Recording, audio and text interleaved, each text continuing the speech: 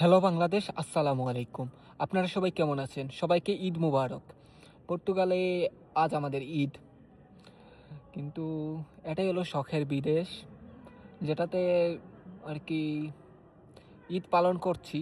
কিন্তু খুবই কষ্ট লাগতেছে। ঈদের দিনও আমাদেরকে যারা বিদেশ করে আর কি সবারই প্রায় ঈদের দিনও কাজ করতে হয়। ইভেন ঈদের দিন কাজ করতে হয় মানে ঈদের নামাজটা পড়ার জন্য আমাদেরকে কতটুক কষ্ট করতে হয় যারা ওইখানে থাকে আর কি, যাদের বন্ধ পাওয়া যায় না তারা বুঝে।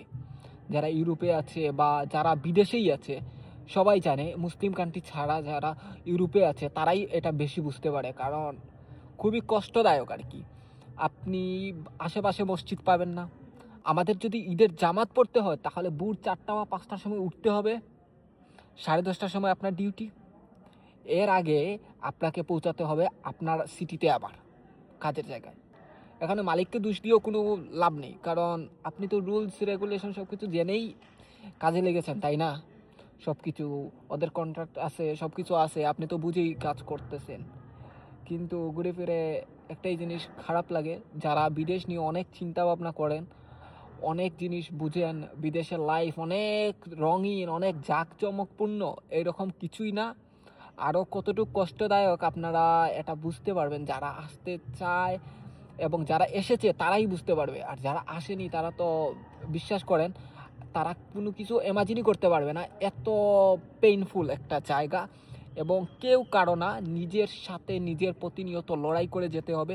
এবং কতটুক কষ্ট হয়, কতটুক নিজেকে মানিয়ে নিতে হয়, কত কিছু শুনতে হয়, এগুলো আপনি নিজে যদি ফেস না করেন তাহলে জীবনে বুঝতে পারবেন না। আর ফেস কী করতে হয় এটার কোনো ধারণা নেই আর কি। আউট অফ বক্স মানুষ বলা হয় হেল্প করার কথা, আউট অফ বক্স আপনাকে পেইন সহ্য করতে হবে।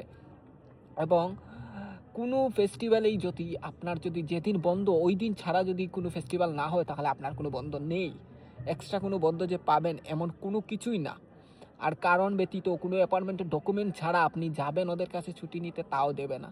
কারণ আপনি রুলস জেনেই তো কাজে জয়েন করেছেন। ওরা একটা কথাই বলবে, রুলস মানো না তাহলে ছেড়ে দিতে পারো। এইরকমই আর কি। আর ঈদের একটা জিনিস, ঈদের আমেজ সব কিছু, ঈদ মুবারক সবাইকে, সবাই ভালো থাকুক।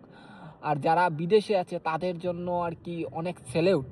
যত মানুষ হলো প্রবাসী, প্রবাসী ভাইদেরকে ঈদ মুবারক, এবং ভালো থাকবেন অবশ্যই। আর এই কষ্টটা যারা ফরেনি আছে তারাই একটু বেশি বুঝতে পারবেন। আর ঈদের জামাত যদি আমাদেরকে পড়তে হয়, আমার এখানে যারাই আছে, ঈদের জামাত পড়তে হলে 5:30টার ট্রেন ধরতে হবে, 8:30টায় জামাত, 7:30টায় যেয়ে পৌঁছাবো। পরে 8:30টার জামাতের শেষে আমাদেরকে